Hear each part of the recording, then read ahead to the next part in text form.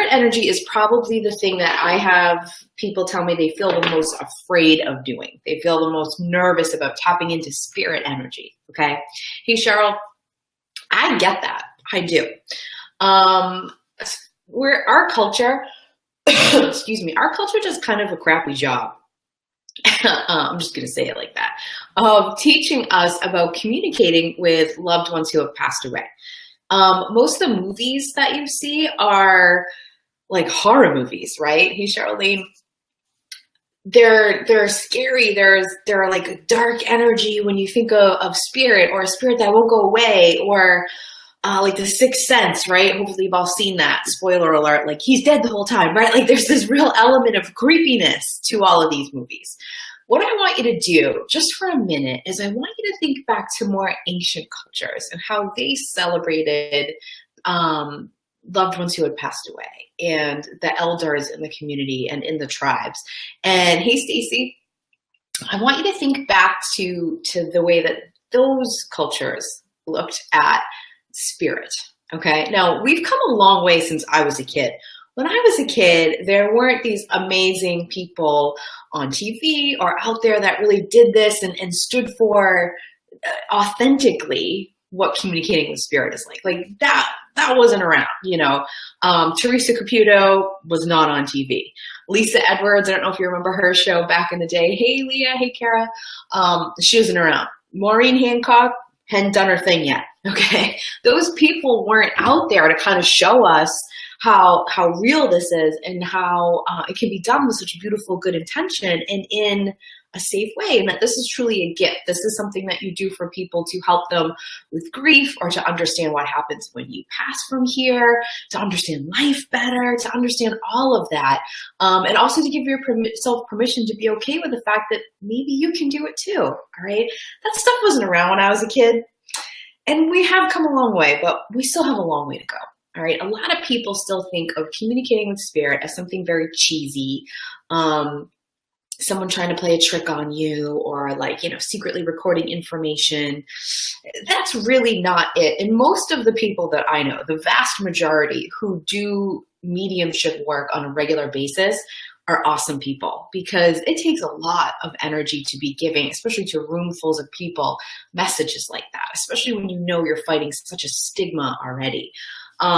So the people that you see that are out there doing that on a regular basis, if they weren't the real deal, they wouldn't be able to last doing that. Now, I did a lot of spirit work and mediumship work like early in my career, but I moved away from it.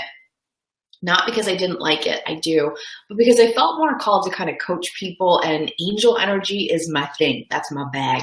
That's the easiest thing for me to do. It's my favorite thing to do, but I still hold on to the ability to talk to spirit for both myself and for my clients. Sometimes they need a message, especially those who are going through grief and loss. So I do use my gift still for that, but it's not the main thing that I do.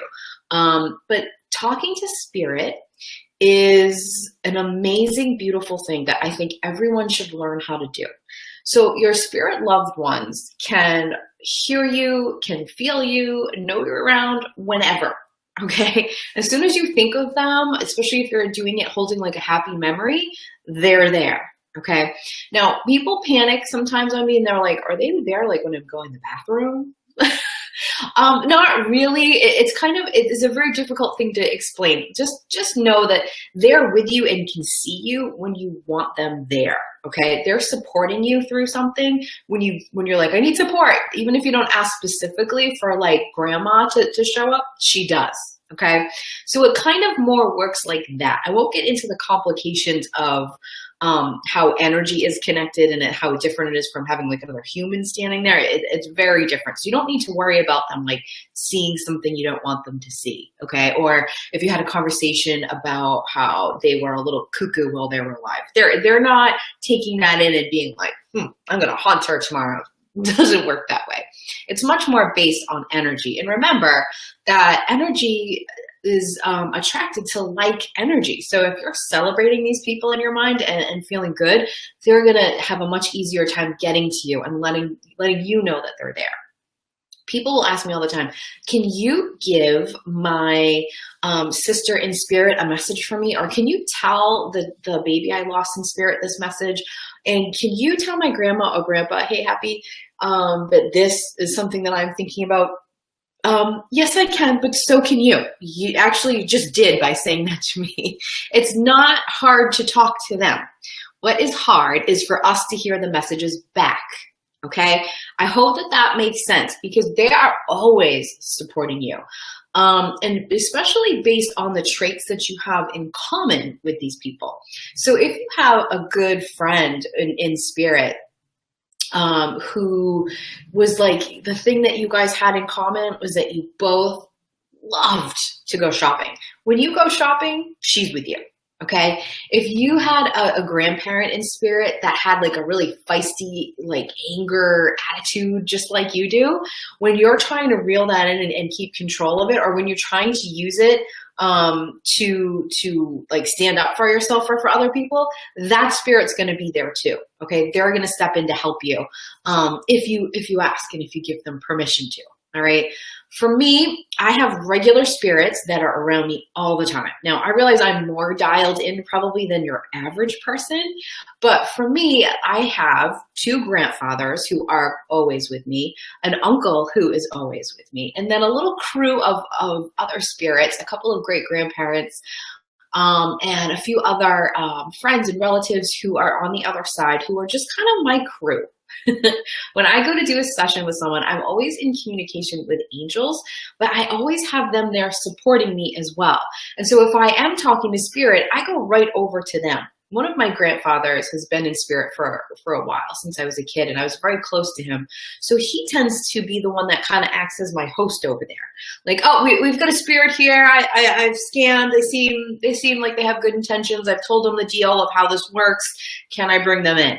Okay. So if you have those loved ones, like if you talk to grandma all the time, or you talk to dad or mom in spirit all the time, they're going to be there to help and assist you with this. Okay. So let's say that a friend of yours loses somebody in their life. Let's say they lose their dad, and you really want to give them the message. You really want to maybe just for yourself know that spirit's okay. You want to see if you can communicate and get some kind of message that, you know, that they're okay, or maybe understand what happened a little bit better. What you can do is say to your people, your spirit peeps that you're closer to, can you help me call in that spirit? Okay.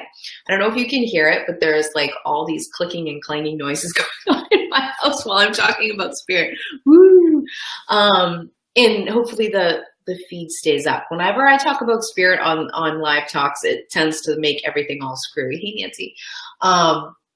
But anyways, and maybe you'll see some orbs today. Quite often people are like, oh, I saw orbs in your video. So cool, right? I love that. Be on the lookout for that. Spirits, a lot of times you can see them in orb form because their energy tends to look like orbs. Angels can appear like orbs, but it's much more common for it to be spirit if you see orbs in a picture or in a video, okay? Because that's just kind of how their energy looks. Angel energy is really big. It's really huge. So you don't tend to see it in like a little tiny orb. But if you had like this big flash of light in a picture or behind you somewhere that you can't really explain, that could definitely be angel energy. But angel energy doesn't photograph as often as you would see spirit energy. Okay. So if you wanna communicate to spirit, something that you want to make sure that you do is feel really good and okay about saying, come in and go away now, and really be committed and mean that. If you say, I want to talk to grandma, but you're really kind of, I don't think I do, it's going to be really hard for her to come through. Okay. Because your angels are going to go, I don't know, keep her way over there. We'll barely get a message. Maybe just let her feel that you're here. Don't come any closer. If you are like, okay, I want to shut down, I'm done being open to spirit, there's like 6 here, whoa, but you really feel kind of guilty for telling them to leave, then they're going to stick around because they're not going to understand exactly what you're saying. They communicate based on energy, so they're going to feel what you're saying. A very common question I get asked all the time is, are spirits mad when we don't want to talk to them? No, they're not. I have never, ever had a spirit communicate to me that they were angry because the person told them to go away. The opposite is kind of true. They like when you say, yes. And when you say no, it makes it easier for them to understand. But you have to do it not just with your mouth. You have to do it with your energy field as well. You have to really mean and feel, I'm done. I'm closing off. Boundaries are up. I don't want to communicate now. And if you use the MIST technique, like I told you about, and like I really dive into it, the Enhance Your Intuition class, which we have a whole day dedicated to spirit. It's awesome. A really cool exercise for you to do with that. If you become really good at that, you sort of sense that they're there, but you don't invite them in. And that's super important to learn to do. My other big thing, and I addressed this a little bit before, but I'm going to address it again because I really feel like it's worth repeating as many times as you'll listen to me say it. It's not your job or your responsibility to give a message to another person that you receive. You do not ever have to do that. So take that off of yourself. The TV shows that we see with mediums and different kinds of psychics on them, where they stop and they just walk into a restaurant or a grocery store and just start giving messages at random. It's not really how it works. That's not really reality. And if you ask those people, they will tell you that, yeah, in real life, I don't do that. That's more for TV. Okay. That's not a judgment thing against them for doing that. I am so glad that they have mediums on TV, like beyond glad that they do, because we need this to become more acceptable and understood in our culture. So if the producers are kind of saying, okay, but you got to do some of this, like, I get it. It's cool. It's not bashing. It's just make sure you know that that's not really real. I have been in crowds with some very talented mediums before, and they're doing everything they can not to talk to the spirits. They very rarely, unless they're walking into a show or they know someone, very rarely are gonna bring that up and do that, because that takes a lot of their energy too. Make sense? So if you're walking down the street and you pass somebody and all of a sudden that you sense that their grandma is with them and has a message for them, don't just be like, hey, grandma has a message. I don't think that's right. That maybe this is just me. Everyone has a right to their privacy, okay? And if someone has not asked you, be careful. That's all I'm going to say. So not only do you have to respect someone else's privacy, but you have to protect yourself too, okay? Because you don't know this other person's attitude. You don't know how someone feels. I used to do those like vendor fair things. I'd stand out and I have like a table with all my stuff on it. And I'd be talking about angels and helping people and spirits. And there would always be those people who would walk up to my table and start like bashing me and telling me that like I needed to find God. And I was like, dude, God is my homeboy. I love God. What do you mean find him? I found him. I know him. I know the guy. But they would come up and they would hurl insults at me in person. Okay, so you just have to know that you don't know what the person going by you is going to do or how they're going to react. So maybe don't set yourself up for that. Okay, if your best friend has just lost somebody, maybe say, hey, I'm working on my ability to communicate. If you ever want me to, I would be happy to. And if you decide to open up to messages, just write them down in a journal. And if they come to you with wanting them, then you can give them to them. I always tell the spirits that come to me, bring me your people, bring them to me. Okay, I had a situation where a friend of my dad's lost his daughter under very mysterious circumstances. And the father, who was friends with my father, had said something to my dad. And my dad said, my daughter might be able to offer some answers. I can ask her if she would, if that's something that you're interested in. But I know that she won't just do it if you don't ask. So they neglected. They didn't want to come see me, but they did ask me to tap in and see what I could get. And even before they asked, the daughter was trying to get my attention. Okay, they're going to spirits look for the most open channel to get messages through. So what I kept saying to the daughter who had passed, I'm not going to give her name, get your family to come to me. I'm not going to go to them. They have to come to me for me to give them this information. But I kept a journal and a log because I knew she was there and she really wanted the messages to come through. And so sure enough, they did. They're like, we feel a little nervous about meeting. This is still really fresh, but could you just tap in and see what you could get? This is what we have for information. So I did.